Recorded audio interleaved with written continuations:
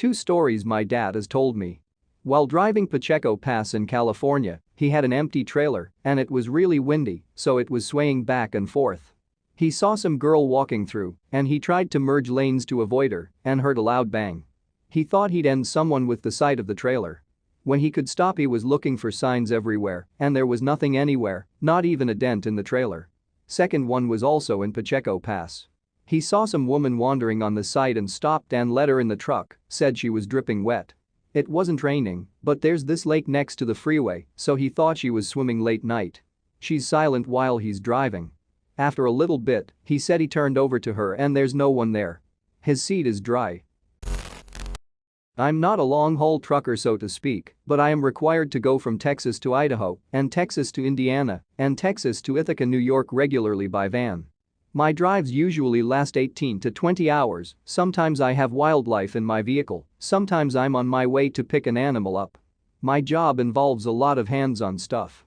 Driving is just a secondary of it. I probably book anywhere from 1,000 to 10,000 miles in a week. That being said, I have seen a lot of road. I have seen so much death from accidents, death from dumb mistakes. I've seen motorcyclists split into many pieces as they slide on the road. I've seen a bridge collapse on several cars. I've seen hitchhikers, stray animals, wildlife, car chases, fresh accidents, tornadoes, etc. I think you get it. There was one time though. Unlike anything else. I was on one of my shortest drives, but it was late in the night, 1 a.m. I had to be in Austin, Texas as soon as possible as a citizen had found a bird that was incapacitated but alive in Houston, Texas. The bird had been sedated. I had to get it to this specialist as soon as possible, or it would surely die. Fortunately, the vet who specializes in this particular wildlife said she had to be up for surgery early anyways, and if I could make it up by 4 a.m., she would take it. The highway between Austin and Houston is called Highway 290. It has a few places where it forces you to stop, but there are a few places that are completely undeveloped and very, very dark. I wasn't tired. I was on high alert. After leaving the town of Page is a long stretch of very dark highway. No roadside lights, no development, just tree-lined 2 lanes highway going in both directions. I remember the highway kind of dips down shortly after that dark stretch and opens up to the highway system that can take you to Bastrop or San Marcos. It wasn't unusual to be alone out here. I should also note that I am an avid bird watcher. In fact, it's my job to report sightings and behavior on a daily basis. Even at night when driving, I can spot a hawk or dove curtailing the power lines along the roads. At night, it wasn't unusual to see a deer or coyote pacing the outside or even the middle of the roads. This time though, as my car dipped down the highway and the bridge to Bastrop came into sight, something came into view so big and white. I braked hard. My car jolted to a stop as the sheer vast white mass moved over me quickly. I could hear it whoosh. I don't know what came over me. I opened my window quickly and the bird in the kennel behind me started making a horrible noise. I forgot to look out the window and looked behind me, and there, inside the van, was the sheer white mass with a huge beaked face and dark red eyes. I was in full panic. I couldn't move a muscle or make a sound. I was absolutely horrified to see what I saw. All while this little bird was letting out a horrible scream repeatedly. Mind you, it's supposed to be sedated. It was like a knife to my nerves and had cut all functionality. The white ghost-like creature appeared to wave its hand, and I felt my mouth open and let out a raspy scream. The white creature bolted right in my face. I literally peed a little right in my jeans and my butt clenched harder than a bank vault door. The creature moved past me and out of the front windshield. It turned back to look at my wide-eyed, frightened face. And took off into the sky. This is the first time I've said anything about this. I still get shaken when I think about those dark eyes and the swiftness it moved into my sight. I've never seen anything like that again. It's been 6 years now. To this day, is the only paranormal interaction I can truly say I've experienced. My mom, sister and I were on our way to a baseball game of mine during my junior year of high school. This was in northern New York, so spring got a little chilly at times. The main road we took stretched about 35 miles and was nothing but cornfields and tree lines. We hit a stretch of the road that was super foggy for no reason, so my mom slowed down to a proper speed. We finally reached the end of the fog and we all looked to the left to see where we were. About 50 yards from the road was a man and woman in what appeared to be wedding clothing from at least 100 years ago, man wearing a big top hat and the woman wearing a very old-looking white dress, holding hands with their backs to us walking towards the wood line. We drove past and I just remember the silence in the car until my mom said, "What the fleeb was that?" Till this day, whenever we are together and one of us tells the story, we all get goosebumps. A good friend of mine told me this story years ago. He is a stereotypical old big bad trucker. I've seen some weird stuff with him while driving in South Texas along the border. He never batted an eye, but while telling me this story he had goosebumps and a concerned expression. Which from this guy is about the equivalent of a trembling lip and soil-stained pants. I'll tell this story in the first person as he told it to me. Years ago in the late 90s, I was on my way from the house, Central Texas, heading to Laredo to pick up a load. It was early morning, around 4 or 5.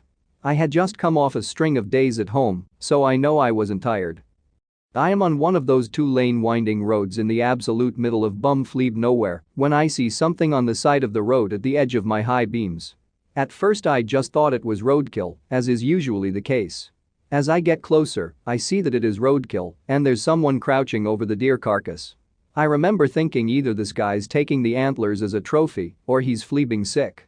As I got closer, I can now see that this guy's eating the fleebing deer. He's pulling chunks of meat from the stomach and bringing them up to his face.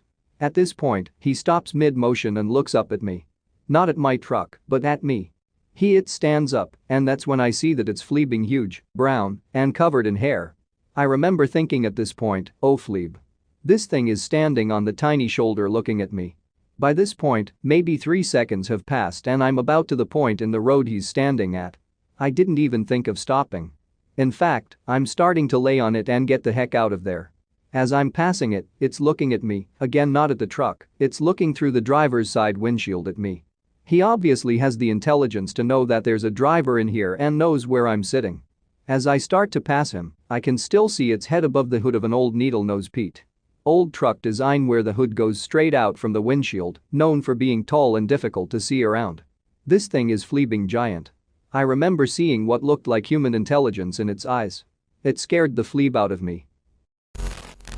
My dad has several stories from hauling logs in Idaho and driving trucks through Utah and Nevada. My favorite is from actually just in his pickup going through Utah. He said there was a light keeping pace with him out in the desert on a moonless night. It kept pace for a minute before it disappeared and his truck turned off. He stopped and turned it on and pulled off at the next diner. The folks in the diner called it a common occurrence. The creepiest is when he was hauling logs in Idaho and was coming down from near Coeur d'Alene area during a snowy winter night. He was putting on chains before heading down steep grade and said all of the hair stood up on his body. It felt like there was something watching him. Halfway down the switchbacks, he saw a large figure standing on a 20-foot tall embankment.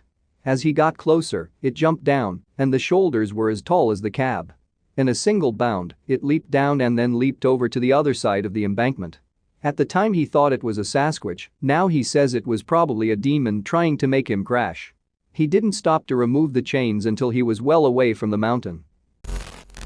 The church I grew up in supported several missionaries to the Navajo Reservation in northeast Arizona. They ran 2 or 3 Baptist churches up there. We went up there often to help build houses, schools, etc. One trip when I was about 12 to 13 years old, I was dozing off in the front passenger seat of our 15-passenger church van. The trip leader, John, a practical, no-nonsense Vietnam vet, a carpenter, was driving. I sort of startled awake, every hair on my body standing on end, and I heard John praying under his breath, "Jesus, Lord, protect us, Jesus, Lord, protect us." His face was lit only by the panel lights, but I could see him staring straight ahead, his hands gripped tightly on the wheel. The speedometer said 85 miles per hour, and I thought it was strange since our driver always stayed around 65.